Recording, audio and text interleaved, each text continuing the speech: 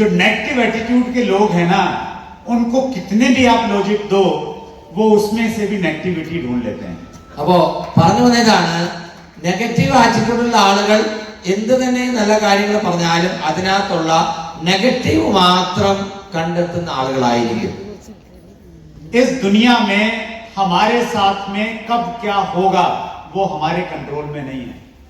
ഈ ലോകത്ത് എപ്പോൾ എന്താണ് സംഭവിക്കാൻ പോകുന്നത് നമ്മുടെ നിയന്ത്രണത്തിലല്ല. ശരിയല്ലേ? യെസ്. अच्छी बात यह है कि वो जो भी हो जाए उसके ऊपर में रिएक्शन क्या देना है वो टोटली हमारे कंट्रोल में. എന്ത് സംഭവിച്ചാലും അതിനോട് എങ്ങനെ പ്രതികരിക്കണം എന്നുള്ളത് നമ്മുടെ കയ്യിലാണ്. നമ്മുടെ നിയന്ത്രണത്തിലല്ലാത്ത കാര്യങ്ങളും എന്തു വേണമെങ്കിലും നടക്കാം. പക്ഷെ എന്ത് നടന്നാലും അതിനോട് എങ്ങനെ പ്രതികരിക്കണം എന്നുള്ളത് അത് നമ്മുടെ കയ്യിലാണ്. मेरे अपलाइन बिजनेस को छोड़ के, आरसीएम को छोड़ के दूसरी डायरेक्ट सेलिंग कंपनी में चले गए. എന്റെ അപ്ലൈൻ ആർസിഎം വിട്ട് വേറെ ഡയറക്ട് സെല്ലിംഗിൽ പോയി. मैंने उसको पॉजिटिव एटीट्यूड में लिया. ഞാൻ അതിനെ പോസിറ്റീവായിട്ട് കണ്ടു. मैंने ये सोचा कि इनके जाने के बाद में मेरा प्रमोशन हो गया है, मैं सीनियर बन गया. അതായത് എന്റെ അപ്ലൈൻ പോയി കഴിഞ്ഞപ്പോൾ എനിക്ക് പ്രൊമോഷൻ കിട്ടി എന്ന് ഞാൻ ഇതിനെ പോസിറ്റീവായിട്ട് എടുത്തു. हर सिचुएशन में अगर आप पॉजिटिव सोच सकते हैं तो आपका माइंडसेट डायमंड वाला बन गया है. You can check yourself. അപ്പോ ഇതുപോലെ ഏത് കാര്യത്തിലും നിങ്ങൾക്ക് പോസിറ്റീവായിട്ട് കാര്യങ്ങൾ എടുക്കാൻ കഴിയുന്നുണ്ടെങ്കിൽ നിങ്ങളുടേത് ഡയമണ്ടിന്റെ മൈൻഡ് സെറ്റ് ആണെന്ന് മനസ്സിലാക്കുക. നിങ്ങളും ഒരിക്കൽ ഡയമണ്ട് ആകും. अगर तूफान आ जाए तो ये सोच के परेशान नहीं होना है क्या क्या खत्म हो गया, ये सोच के खुश रहना है कि क्या क्या बच गया है. ഒരു കൊടുങ്കാറ്റ് വന്നാൽ എന്തൊക്കെ നഷ്ടപ്പെട്ടു എന്നോർത്ത് സങ്കടപ്പെടരുത്. എന്തൊക്കെ മിച്ചം കിട്ടി എന്നുള്ളതിനെ ഓർത്ത് സന്തോഷിക്കാൻ നമുക്ക് കഴിയണം.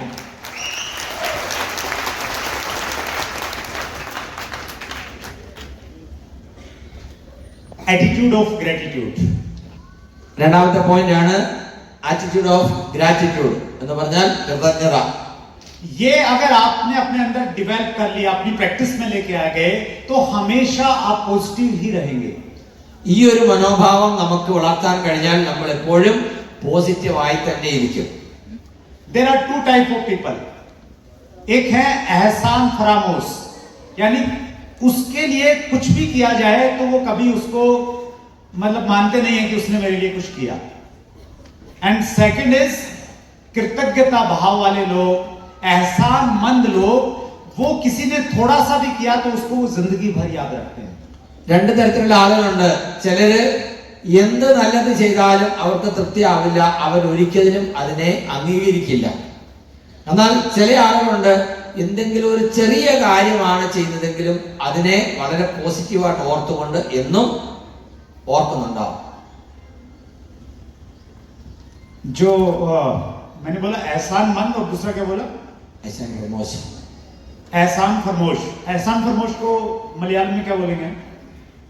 What is the any word is there particular? एहसान फरामोश means जो किसी एहसान को मानता नहीं है. മാനത്താ नहीं है. Yes. നന്ദി കെട്ടവൻ. നന്ദി കെട്ടവൻ. और जो एहसान को मानता है, एहसान मतलब उसको क्या बोलेंगे? നന്ദിയുള്ളവൻ. Okay, right. So आपको कौन से लोग पसंद है? I will ask you कि आपको किस तरह के लोग पसंद है? एहसान मंद या एहसान फरामोश? നന്ദിയില്ലാത്തവരെയാണോ നന്ദിയുള്ളവരെയാണോ നിങ്ങൾക്ക് ഇഷ്ടം എന്നാണ് ചോദ്യം. യെസ്, നന്ദിയുള്ളവരെ. So same way बाकी लोगों को भी जो एहसान मंद नजरिए वाले लोग हैं वो पसंद हैं. अगर आप वैसे हैं तो लोग आपके साथ में रहना पसंद करेंगे, आपके साथ में काम करना पसंद करेंगे. ഇത് നമുക്ക് മനസ്സിലാകേണ്ട കാര്യമാണ്. നന്ദിയുള്ളവരും നന്ദിയില്ലാത്തവരും. നന്ദി കെട്ടവരെന്ന് പറഞ്ഞു, നന്ദിയുള്ളവരും നന്ദിയില്ലാത്തവരും.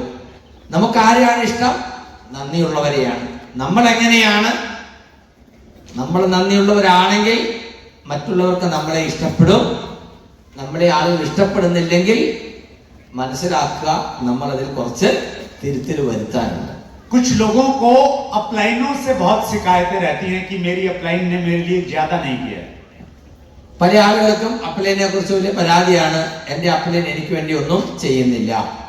जिस प्रकार आपका आपके पेरेंट्स के प्रति एक ग्रेटिट्यूड का फील रहता है कि उनकी वजह से आप इस दुनिया में आए हैं, उसी प्रकार का ग्रेटिट्यूड आपका अपलाइन के प्रति रहना चाहिए, क्योंकि उनकी वजह से आपको दुनिया की बेस्ट कंपनी में काम करने का मौका मिल रहा है.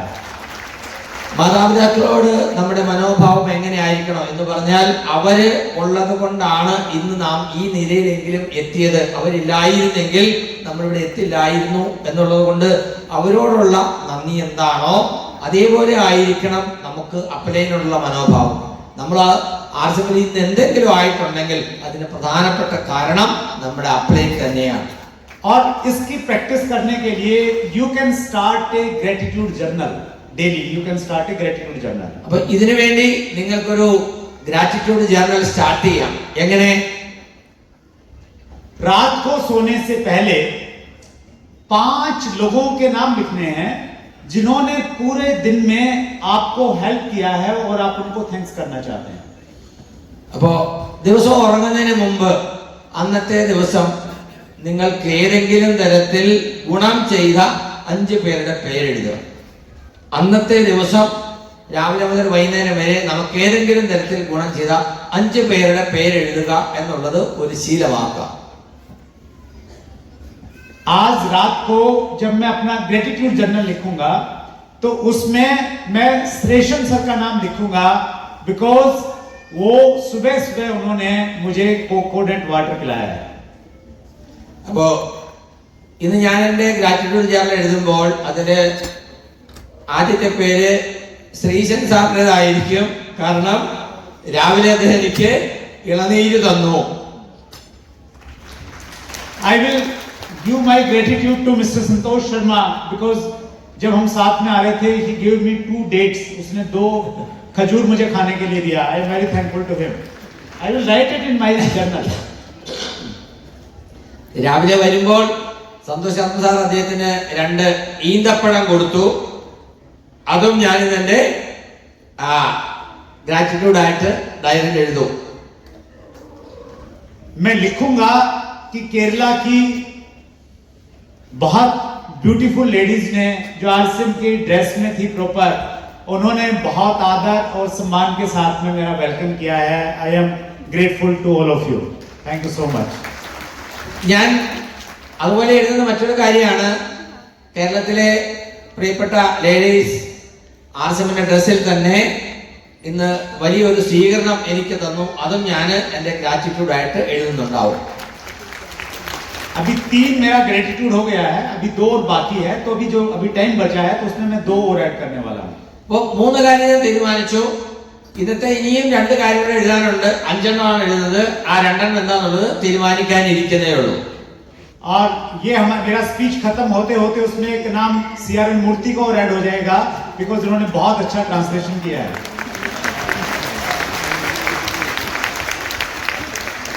പ്രോഗ്രാം കഴിയുമ്പോഴേക്കും 4ാമത്തെ പേരായിട്ട് എന്റെ എഴുതുന്ന പറഞ്ഞ് ഇനി 5ാമത്തെ പേരിനുള്ള ചാൻസ് ഉണ്ട്. അത് ആരാ കിട്ടുക നോക്കിക്കൊള്ളാം കേട്ടോ. Thank you sir. We have to practice it because it is not in our practice. हम कमियां देखते हैं, अच्छाइयां नहीं देखते हैं. एक दिन में कितने सारे लोग हमें हेल्प करते हैं. ഇത് നമ്മുടെ ശീലത്തിലുള്ള കാര്യമല്ല, അതുകൊണ്ട് തന്നെ അത്ര എളുപ്പമല്ല. പക്ഷെ ഇന്നു മുതൽ നമ്മളത് ചെയ്തു തുടങ്ങിയാൽ ഈ കാര്യത്തിൽ നമുക്ക് വലിയൊരു മാറ്റം കൊണ്ടുവരാൻ കഴിയും. वर्ल्ड के जो सबसे ज्यादा सफल लोग हैं, उनकी सबसे पहली आदत ये होती है कि वो हमेशा ग्रेटिट्यूड की फीलिंग के साथ जीते हैं. They live in feeling of gratitude. ലോകത്തിലെ വലിയ വലിയ ആളുകൾ, പ്രശസ്തരായ ആളുകളുടെ ഒക്കെ ഏറ്റവും വലിയ പ്രത്യേകത എന്ന് പറയുന്നത് ഇത്തരത്തിൽ കൃതജ്ഞതയുള്ളവരാണ് എന്നതാണ്. अगर आपका पड़ोसी सो नहीं रहा है तो आप उसको हैंडशेक करके उसको थैंक्स बोल सकते हैं. Thank you very much for not sleeping in the meeting. അപ്പൊ നിങ്ങളുടെ അടുത്തിരുന്ന് ആരും ഉറങ്ങുന്നുണ്ടെങ്കിൽ, ഉറങ്ങുന്നില്ലെങ്കിൽ അവർക്ക് ഷെയ്ക്കാൻ കൊടുത്തിട്ട് ഉറങ്ങാത്തതിനൊരു താങ്ക്സ് പറയാം. You can say thanks to him. നിങ്ങളുടെ അടുത്തേക്ക് ഉറങ്ങുന്നില്ലല്ലോ, അപ്പൊ ഉറങ്ങാതിരിക്കുന്നതിന് ഒരു Let's tax start the practice. അപ്പൊ ഈ പ്രാക്ടീസ് കൂടെ തുടങ്ങാം. ആരും ഉറങ്ങുന്നുണ്ടെങ്കിൽ എന്ന് പറയും जो सो रहा है उनको क्या बोलेंगे? उनको बोलेंगे कि थैंक्स सो मच, आप खराटे नहीं मार रहे हैं. ആരും ഉറങ്ങുന്നില്ലെന്ന് എനിക്കറിയാം അല്ലേ? യെസ്, ഒരു നല്ല കാര്യം ആവാം. നമുക്കൊരു വലിയ എഡ്യൂക്കേഷൻ തന്നത് ആറ്റിറ്റ്യൂഡ് ഓഫ് ഗ്രാറ്റിറ്റ്യൂഡ്. ഇന്ന് തന്നെ ഇതിനു വേണ്ടി ഒരു ഡയറി ഓപ്പൺ ചെയ്യുക. എല്ലാ ദിവസവും കിടക്കുന്നതിന് മുമ്പ് അത്തരത്തിൽ 5 പേരുടെ പേരെഴുതുക. ഇന്നത്തെ ദിവസം നമുക്ക് എന്തെങ്കിലും ചെറിയ രീതിയിലെങ്കിലും സന്തോഷം തന്ന ആളുകൾ, കുറഞ്ഞത് 5, കൂടുതൽ ചെയ്യാൻ കുഴപ്പമില്ല, പക്ഷെ 5 എണ്ണമെങ്കിലും എഴുതണം. തയ്യാറാണോ? ready? Yes. लर्निंग एटीट्यूड, हमेशा सीखने के लिए तैयार रहना. आप किसी भी लेवल पर चले जाएं. मुकेश कोठारी सर बोलते हैं कि अगर आपका लर्निंग एटीट्यूड नहीं है, if you do not have learning attitude, Harvard university का प्रोफेसर भी आपको कुछ नहीं सिखा सकता है. And if you have a learning attitude, तो शराबी में पड़ा, नाली में पड़ा हुआ शराबी और एक छोटा बच्चा आपको बहुत कुछ सिखा सकता है. അതായത് പഠിക്കാനുള്ള മനോഭാവം നിങ്ങൾക്കില്ലെങ്കിൽ ഒരു ഓക്സ്ഫോർഡ് യൂണിവേഴ്സിറ്റിയിലെ പ്രൊഫസർ വിചാരിച്ചാൽ നിങ്ങളൊന്നും പഠിപ്പിക്കാൻ കഴിയില്ല. എന്നാൽ പഠിക്കാനുള്ള മനോഭാവം ഉണ്ടെങ്കിൽ ഒരു മദ്യപാനിയോ ഒരു കൊച്ചുകുട്ടിയോ പോലും നിങ്ങൾക്ക് എന്തെങ്കിലും പറഞ്ഞു തരും. അവരിൽ നിന്നും നിങ്ങൾക്ക് പഠിക്കാനുണ്ടാവും. आज वही लोग यहां से सीख के जाएंगे कुछ, जो लर्निंग एटीट्यूड के साथ में यहां पे बैठे हुए हैं. അപ്പൊ അങ്ങനെ പഠിക്കാനുള്ള മനോഭാവത്തിൽ വന്നിരിക്കുന്ന ആളുകൾ തീർച്ചയായിട്ടും ഇവിടുന്ന് കുറച്ച് കാര്യങ്ങൾ പഠിച്ചുകൊണ്ട് പോകും. And this is most important attitude, never give up attitude. ഏറ്റവും പ്രധാനപ്പെട്ട ഒരു കാര്യമാണ് നെവർ ഗിവ് അപ്പ്. ഒരു കാരണവശാലും വിട്ടുപോകില്ല, ആശയം വിട്ടു പോകില്ല എന്നുള്ള ഉറച്ച ഒരു തീരുമാനം, അത് നടപ്പിലാക്കണം.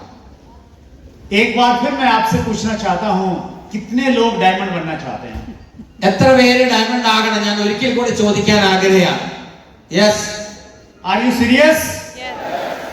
पड़ोसी को बोलिए कि मैं डायमंड बनना चाहता हूं. അടുത്ത ആരോട് കൈ ഷെയ്ക്കാൻ കൊടുത്തിട്ട് പറയും എനിക്ക് ഡയമണ്ട് ആകണം. थोड़ा जोर से बोलिए. ഉറക്കെ പറയൂ, നിങ്ങൾ പറഞ്ഞ എല്ലാവരും കേൾക്കണം, എനിക്കും ഡയമണ്ട് ആകണം. യെസ്. अगर आप डायमंड बनने के लिए सीरियस हैं और आपका ये वाला एटीट्यूड है, नेवर गिव अप एटीट्यूड, कुछ भी हो जाए मैं तब तक नहीं छोड़ूंगा जब तक मैं डायमंड नहीं बन जाऊंगा. അപ്പോ വളരെ സീരിയസ് ആയിട്ട് ഈ ഒരു കാര്യം ഓർമ്മ വെക്കുക. എന്ത് സംഭവിച്ചാലും ഡയമണ്ട് ആകുന്നത് വരെ ഞാൻ ആശയം വിട്ടുപോകില്ല. പറയാൻ പറ്റുമോ? Yes. There is a very famous basketball player Michael Jordan. किसी ने उनसे पूछा कि हाउ यू सक्सीड, आप कैसे सफल हो गए, आपने सबसे ज्यादा गोल किए बास्केटबॉल में. उन्होंने कहा कि I failed over and over and over and over but I never quit, that why I succeed. ഒരു മൈക്കൽ ജോർഡൻ എന്ന് പറയുന്ന ഒരു ബാസ്കറ്റ്ബോൾ പ്ലെയർ ഉണ്ട്. അദ്ദേഹം വലിയ പേരെടുത്ത കളിക്കാരനായി.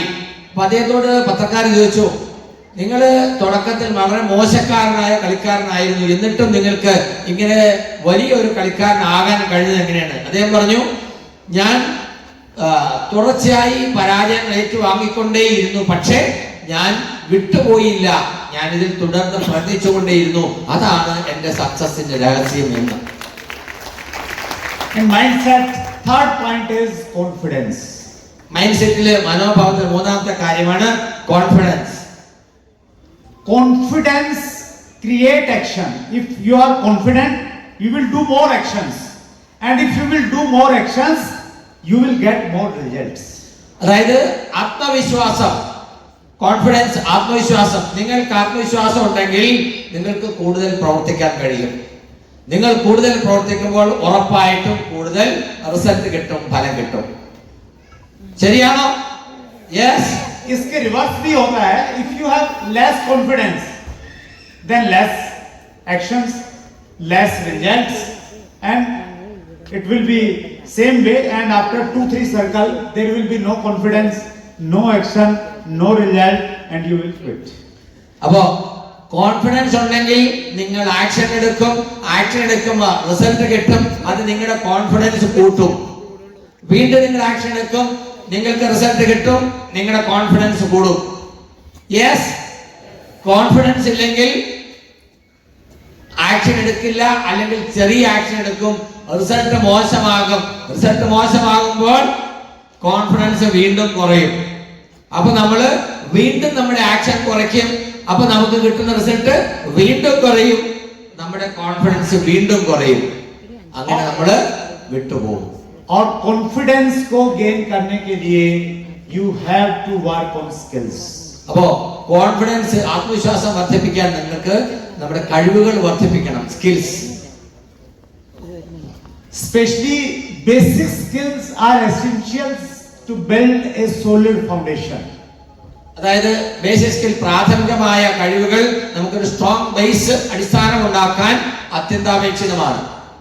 आरसीएम में आपकी अचीवमेंट इस चीज से डिटरमाइन नहीं होती है कि आप कितने घंटे हर रोज काम करते हैं, अपितु इससे डिटरमाइन होती है कि आप कितने स्किलफुल तरीके से काम करते हैं. നിങ്ങൾ ഒരു ദിവസം എത്ര മണിക്കൂർ ആസമിൽ ഇൻവോൾവ് ചെയ്യുന്നു എന്നുള്ളതല്ല, മറിച്ച് എത്ര സാങ്കേതിക പരിജ്ഞാനത്തോടു കൂടി ഇൻവോൾവ് ചെയ്യുന്നു എന്നുള്ളതാണ് റിസൾട്ട് നിർണ്ണയിക്കുന്ന ഘടകം. And you have to be master in these basic skills. ഇതാണ് ബേസിക് സ്കിൽസ് എന്ന് പറയുന്നത്. ഈ ബേസിക് സ്കിൽസിൽ നമ്മൾ മാസ്റ്റർ ആവണം. स्किल से आपका कॉन्फिडेंस बिल्ड होगा. നമ്മുടെ സ്കിൽ കൊണ്ട് നമ്മുടെ കോൺഫിഡൻസ് വർദ്ധിക്കും. कॉन्फिडेंस से एक्शन ज्यादा होगा और एक्शन से रिजल्ट्स ज्यादा आएगा. മുമ്പ് പറഞ്ഞു, കോൺഫിഡൻസ് കൂടുമ്പോൾ ആക്ഷൻ വരും, ആക്ഷൻ വരുമ്പോൾ റിസൾട്ട് കിട്ടും, വീണ്ടും നമ്മുടെ കോൺഫിഡൻസ് കൂടും. हमारे यहाँ पे इनिशियल डायरेक्ट सेलर के लिए कोई बहुत अच्छा टूल नहीं था उसको देने के लिए. ഇവിടെ ഡയറക്ട് സെല്ലിംഗിൽ ആദ്യം തുടക്കകാലത്ത് ഡയറക്ട് സെല്ലിംഗ് ടൂൾസ് ഒന്നും ഉണ്ടായിരുന്നില്ല. എന്താണ് ചെയ്യേണ്ടത്, എങ്ങനെ ചെയ്യണമെന്ന് ആളുകൾക്ക് പറഞ്ഞു കൊടുക്കാൻ കഴിയുന്ന ടൂൾസ് ഒന്നും ഉണ്ടായിരുന്നില്ല. और वो टूल बीइंग ए अपलाइन मैं आपके लिए लेके आया हूं. That is how to become a winner of direct selling. അതായത് ഇന്ന് ഡയറക്ട് സെല്ലിംഗിന് വേണ്ട ഒരു അടിപൊളി ടൂൾ ഞാൻ നിങ്ങൾക്ക് വേണ്ടി കൊണ്ടുവന്നിട്ടുണ്ട്. Already 50,000 books already sold in Hindi. ഹിന്ദിയിൽ 50,000 കോപ്പി ഓൾറെഡി സോൾഡ് ആയി. And this is number 1 best seller on Amazon. ആമസോണിൽ നിങ്ങൾ നോക്കി അറിയാം, നമ്പർ 1 ബെസ്റ്റ് സെല്ലർ ആണ് ഈ ബുക്ക് ഇപ്പോൾ. And now it is launched in English also. ഇപ്പോൾ അത് ഇംഗ്ലീഷിൽ ലഭ്യമാണ്.